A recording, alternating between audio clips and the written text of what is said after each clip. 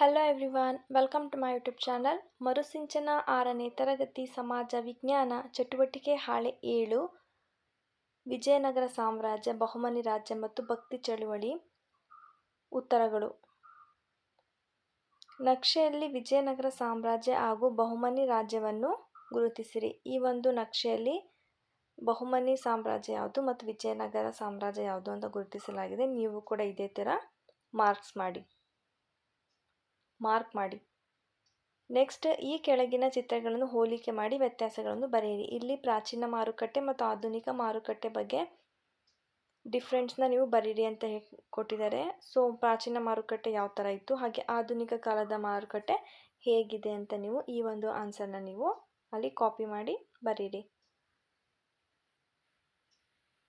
Next ನಿಮಗೆ ಶಿವಾಜಿಯ ವ್ಯಕ್ತಿತ್ವದಲ್ಲಿ ಅಂದರೆ ಶಿವಾಜಿ ಬಗ್ಗೆ ಒಂದು ಸ್ಟೋರಿನ ನಿಮಗೆ ಕೊಟ್ಟಿದ್ದಾರೆ. ಸೊ ಆ ಒಂದು ಸ್ಟೋರಿನ ನೀವು ಕಂಪ್ಲೀಟಾಗಿ ಓದಿ. ಶಿವಾಜಿಯ ವ್ಯಕ್ತಿತ್ವದಲ್ಲಿ ನಿಮಗಿಷ್ಟವಾದ ವಿಶೇಷ ಗುಣ, ನಿಮಗೆ ಯಾವ ಯಾವ ವಿಶೇಷ ಗುಣಗಳು ಇಷ್ಟ ಆಗಿದೆ, ಸೊ ಆ ಒಂದು ಗುಣಗಳನ್ನ ನೀವು ಅಲ್ಲಿ ಸೆಂಟೆನ್ಸ್ನ ಬರೀರಿ. ನೆಕ್ಸ್ಟ್ ಚಟುವಟಿಕೆ 5. ಈ ಕೆಳಗೆ ಕೋಷ್ಟಕದಲ್ಲಿ ನೀಡಿರುವ ಚಿತ್ರಗಳಿಗೆ ಸಂಬಂಧಿಸಿದ ಭಕ್ತಿ ಚಳುವಳಿಗಾರರನ್ನು ಗುರುತಿಸಿ ಹೆಸರಿಸಿ ಅವರ ಒಂದು ಪ್ರಮುಖ ಬೋಧನೆಯನ್ನು ಬರೆಯಿರಿ. ಈ ಚಿತ್ರ ಚೈತನ್ಯ ಮತ್ತು ಅವರ ಬೋಧನೆ. ಹೀಗೆ ಇನ್ನೂ ಹಲವಾರು ಭಕ್ತಿ ಚಳುವಳಿಗಾರರ ಚಿತ್ರವನ್ನು ಕೊಟ್ಟಿದ್ದಾರೆ. ಸೊ ಅವರ ಹೆಸರನ್ನ ಬರೆದು ಅವರ ಒಂದು ಬೋಧನೆಗಳನ್ನ ಬರೀರಿ. ಇಲ್ಲಿ ಗುರುನಾನಕರ ಬಗ್ಗೆ ಕೊಟ್ಟಿದ್ದಾರೆ, ಹಾಗೆ ಮೀರಾಬಾಯಿ ಬಗ್ಗೆ. ಗುರುನಾನಕರು ದೇವರು ಒಬ್ಬನೇ ಅಂತ ಬೋಧಿಸಿದ್ದಾರೆ. ಮೀರಾಬಾಯಿಯವರು ತನ್ನ ಬದುಕನ್ನು ಶ್ರೀಕೃಷ್ಣನಿಗೆ ಆರಾಧನೆಗೆ ಮೀಸಲಿಟ್ಟಳು. ಜಾತಿ ಶ್ರೇಷ್ಠತೆ ಮನೋಧರ್ಮವನ್ನು ಕೀರ್ತನೆಗಳಲ್ಲಿ ವಿಡಂಬಿಸಿದರು. ಸೊ ಈ ಒಂದು ಸೆಂಟೆನ್ಸ್ನ ನೀವು ಬರಿಬೇಕಾಗುತ್ತೆ. ಹಾಗೆ ಕಬೀರ್ ದಾಸರ ಬಗ್ಗೆನೂ ಕೊಟ್ಟಿದ್ದಾರೆ. ಶಿಶುನಾಳ ಶರೀಫ ಅವ್ರ ಬಗ್ಗೆನೂ ಕೂಡ ಕೊಟ್ಟಿದ್ದಾರೆ. ಕಬೀರ್ ದಾಸ ಜಾತಿ ವ್ಯವಸ್ಥೆ ಮತ್ತು ಮೂರ್ತಿ ಪೂಜೆನ ಖಂಡಿಸ್ತಾರೆ. ದೇವರೇ ಒಬ್ಬನೇ ಎಂದು ಇವರು ಹೇಳಿದ್ದಾರೆ. ನೆಕ್ಸ್ಟ್ ಶಿಶುನಾಳ ಶರೀಫ ಜಾತ್ರೆ, ಉತ್ಸವ, ಬಯಲಾಟ, ಮೊಹರಂಗಗಳಲ್ಲಿ ಭಾಗವಹಿಸಿ ರಿವಾಯತನ್ನು ಏನು ಮಾಡ್ತಾರೆ, ಇವರು ನಡೆಸುತ್ತಿದ್ದರು. ಸೊ ಈ ಥರ ಒಂದು ಇನ್ಫಾರ್ಮೇಷನ್ಸ್ನ ಅವ್ರ ಬಗ್ಗೆ ಕಲೆಕ್ಟ್ ಮಾಡಿ ನೀವು ಬಾಕ್ಸಲ್ಲಿ ಬರಿಬೇಕಾಗುತ್ತೆ. ನೆಕ್ಸ್ಟ್ ನಿಮಗೆ ಚಟುವಟಿಕೆ ಹಾಳೆ 8. ಈ ಒಂದು ಚಟುವಟಿಕೆ ಹಾಳೆ 8ರಲ್ಲಿ ಒಂದು ಕತೆ, ಕವನ, ಲೇಖನ, ವಿವರಣಾತ್ಮಕ ಪಠ್ಯದ ಮೂಲಕ ಇತಿಹಾಸವನ್ನು ಅರಿಯುವುದು.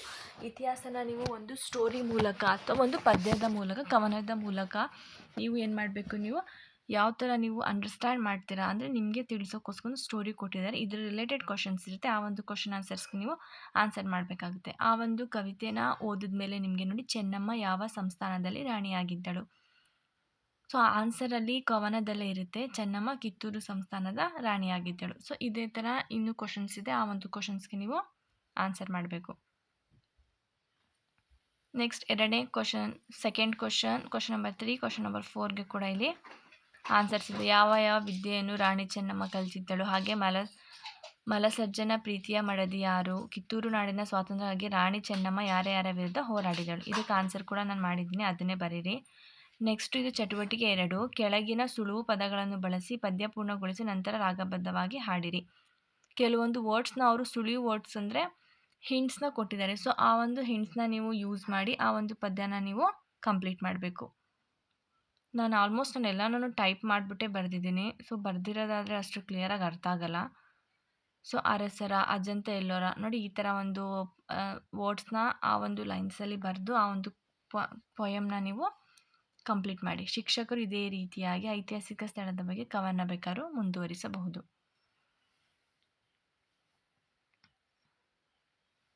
ನೆಕ್ಸ್ಟ್ ಅದ್ರ ಕೆಳಗಡೆ ಕ್ವಶನ್ ಆನ್ಸರ್ಸ್ ಇದೆ. ಅಂದರೆ ಚರ್ಚೆಯಿಂದ ತಿಳಿದುಕೊಂಡ ಅಂಶಗಳು ಯಾವುದಾದರೂ ಒಂದು ಬರೆಯಿರಿ. ನೆಕ್ಸ್ಟ್ ವಿಜಯನಗರ ಕಾಲದಲ್ಲಿ ಯುದ್ಧಗಳಲ್ಲಿ ಭಾಗವಹಿಸುವ ಕುದುರೆಗಳು ಎಲ್ಲಿಂದ ತರಿಸಿಕೊಳ್ಳುತ್ತಿದ್ದರು ಮತ್ತು ಏಕೆ. ನೆಕ್ಸ್ಟ್ ನಿಮಗೆ ಚಟುವಟಿಕೆ 4ರಲ್ಲಿ ಇಲ್ಲಿ ನೀಡಿರುವ ಪಠ್ಯವನ್ನು ಗಮನವಿಟ್ಟು ಓದಿ ಕೆಳಗೆ ನೀಡಿರುವ ಪ್ರಶ್ನೆಗಳಿಗೆ ಉತ್ತರಿಸಿ. ಒಂದು ಪ್ಯಾಸೇಜ್ ಟೈಪ್ ಕ್ವಶನ್ ಇದು. ಒಂದು ಅಂದರೆ ಸಿದ್ಧಾರ್ಥನ ಬಗ್ಗೆ ನಿಮಗೆ ಇಲ್ಲಿ ಇನ್ಫಾರ್ಮೇಷನ್ನ ಕೊಟ್ಟಿದ್ದಾರೆ. ಸೊ ಈ ಒಂದು ಗದ್ಯ ಭಾಗವನ್ನು ನೀವು ಗಮನವಿಟ್ಟು ಓದಬೇಕು. ಓದಿ ಕ್ವಶನ್ಸ್ಗಳನ್ನ ಕೊಟ್ಟಿರ್ತಾರೆ, ಆ ಒಂದು ಕ್ವಶನ್ಸ್ಗೆ ನೀವು ಆನ್ಸರ್ ಮಾಡಬೇಕು. ನೋಡಿ, ಬುದ್ಧನ ಮೊದಲ ಹೆಸರೇನು, ರಾಜನಿಗೆ ಸಿದ್ಧಾರ್ಥನ ಬಗ್ಗೆ ಜ್ಯೋತಿಷಿ ಏನು ಹೇಳಿದರು, ರಾಜಧಾನಿಯನ್ನು ನೋಡಲು ಹೊರಟ ಸಿದ್ಧಾರ್ಥನಿಗೆ ಕಂಡ ಪ್ರಮುಖ ದೃಶ್ಯಗಳ್ಯಾವು? ಸೊ ಈ 3 ಕ್ವಶನ್ಸ್‌ನ ಕೊಟ್ಟಿದ್ದಾರೆ. ನೀವು ಅದನ್ನು ಪಠ್ಯದಲ್ಲಿ ಓದಿ ಉತ್ತರಗಳನ್ನ ನೀವು ಬರಿಬೇಕಾಗುತ್ತೆ.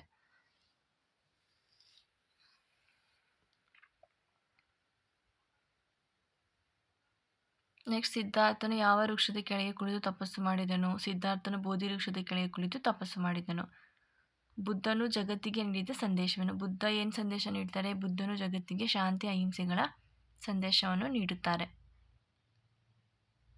ಈ ಥರ 1 to 5 ಕ್ವಶನ್ಸ್ಗೆ ಆನ್ಸರ್ಸ್ ಇದೆ. ನೀವು ಕೂಡ ವರ್ಕ್ಬುಕ್ಕಲ್ಲಿ ನೀಟಾಗಿ ಕಂಪ್ಲೀಟಾಗಿ ಬರೀರಿ.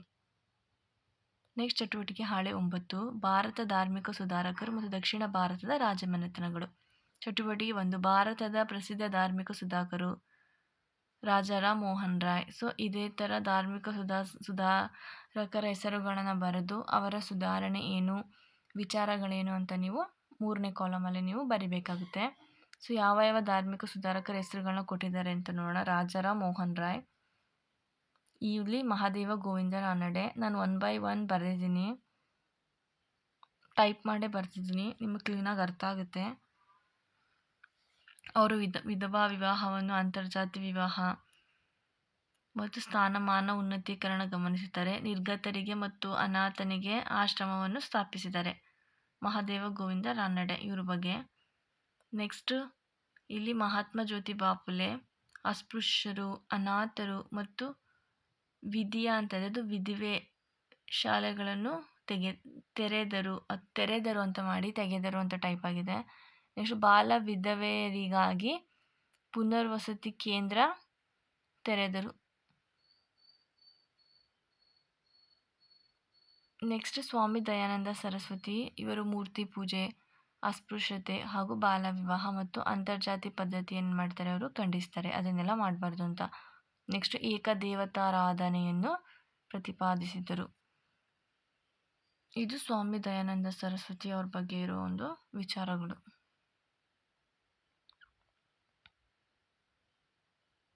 ನೆಕ್ಸ್ಟ್ ಮೇನಲ್ಲಿ ನೋಡಿ, ಚಟುವಟಿಕೆ 2, ನಿಮ್ಮ ಜಿಲ್ಲೆ ಮತ್ತು ನೆರೆಹೊರೆಯ ಜಿಲ್ಲೆಗಳಲ್ಲಿ ನೀವು ಭೇಟಿ ನೀಡುವ ಐತಿಹಾಸಿಕ ಸ್ಥಳಗಳನ್ನು ಹೆಸರುಗಳನ್ನು ಬರೆಯಿರಿ. ನಿಮ್ಮ ಜಿಲ್ಲೆ, ನೀವು ಯಾವ ಜಿಲ್ಲೆಯವರು ಆ ಜಿಲ್ಲೆ ಹೆಸರು ಬರೀರಿ. ಮತ್ತು ಅಲ್ಲಿ ಬರೋ ಪ್ರವಾಸ ಸ್ಥಳಗಳು, ಟೂರಿಸ್ಟ್ ಪ್ಲೇಸಸ್ನ ಮೆನ್ಷನ್ ಮಾಡಿ. ನಿಮ್ಮ ಜಿಲ್ಲೆ, ಹೊರೆ ಜಿಲ್ಲೆಗಳು, ನೆರೆಹೊರೆ ಅಕ್ಕಪಕ್ಕದಲ್ಲಿ ಯಾವ ಜಿಲ್ಲೆ ಇದೆ ಆ ಒಂದು ಜಿಲ್ಲೆ ಹೆಸರುಗಳನ್ನ ನೀವು ಬರೆಯಿರಿ. ನೆಕ್ಸ್ಟ್ ನಿಮ್ಮ ಜಿಲ್ಲೆ, ನೆರೆಹೊರೆಯ ಜಿಲ್ಲೆ ಪ್ರವಾಸಿ ಸ್ಥಳ ಹಾಗೂ ನಿಮ್ಮ ಜಿಲ್ಲೆ ನೆರೆಹೊರೆ ಜಿಲ್ಲೆಗಳಲ್ಲಿ ಯಾವ ಒಂದು ಪ್ರವಾಸಿ ಸ್ಥಳಗಳಿದೆ ಅದನ್ನು ಕೂಡ ನೀವು ಅಲ್ಲಿ ಮೆನ್ಷನ್ ಮಾಡಿ. ನಾನು ಬರ್ತಿರೋದೇ ಬರಿಬೇಕಂತಿಲ್ಲ. ಸೊ ನೀವು ಕೂಡ ನಿಮ್ಮ ಓನಾಗಿ ನಿಮ್ಮ ಜಿಲ್ಲೆ ಹಾಗೂ ನೆರೆಹೊರೆಯ ಜಿಲ್ಲೆ ಗೊತ್ತಿರುತ್ತೆ ಅಲ್ವಾ, ಸೊ ಅದನ್ನು ನೀವು ಬರೀರಿ. ಚಟುವಟಿಕೆ 3, ದಕ್ಷಿಣ ಭಾರತವನ್ನಾಳಿದ ಪ್ರಸಿದ್ಧ ರಾಜಮನೆತನಗಳು ಹಾಗೂ ಪ್ರಮುಖ ರಾಜರ ಹೆಸರುಗಳನ್ನು ಬರೆಯಿರಿ. ಇಲ್ಲಿ ದಕ್ಷಿಣ ಭಾರತ ಪ್ರಸಿದ್ಧ ರಾಜಮನೆತನಗಳು ಶಾತವಾಹನರು, ಕದಂಬರು, ಗಂಗರು, ಪಲ್ಲವರು, ಚೋಳರು ಹಾಗೂ ಬಾದಾಮಿ ಚಾಳುಕ್ಯರು. ಸೊ ಈ ಕಡೆ ಪ್ರಮುಖ ರಾಜರ ಹೆಸರುಗಳು: ಶಾತವಾಹನರಲ್ಲಿ ಗೌತಮಿಪುತ್ರ ಶಾತಕರ್ಣಿ, ಕದಂಬರಲ್ಲಿ ಮಯೂರವರ್ಮ, ಗಂಗರಲ್ಲಿ ದುರ್ವಿನೀತ, ಪಲ್ಲವರಲ್ಲಿ 1ನೇ ನರಸಿಂಹವರ್ಮ, ಚೋಳರಲ್ಲಿ ರಾಜರಾಜ ಚೋಳ, ಬಾದಾಮಿ ಚಾಳುಕ್ಯರಲ್ಲಿ 2ನೇ ಪುಲಕೇಶಿ. ನೆಕ್ಸ್ಟ್ ಕೆಲವೊಂದು ಪಿಕ್ಚರ್ಸ್ನ ಕೊಟ್ಟಿರ್ತಾರೆ. ಸೊ ಆ ಒಂದು ಪಿಕ್ಚರ್ಸ್ ಯಾವ ಪ್ಲೇಸಸ್ ಅಂತ ನೀವು ಬರಿಬೇಕು. ಇದು ಗುಹಾಂತರ ದೇವಾಲಯದ ಮೂರ್ತಿ ಶಿಲ್ಪ ಬಾದಾಮಿ. ನೆಕ್ಸ್ಟ್ ಪಿಕ್ಚರ್, ಇದು ಬಾದಾಮಿಯ ಗುಹಾಂತರ ದೇವಾಲಯ. ಈ ಒಂದು ಟೆಂಪಲ್ನ ನೀವು ಬಾದಾಮಿಯಲ್ಲಿ ಕಾಣಬಹುದು.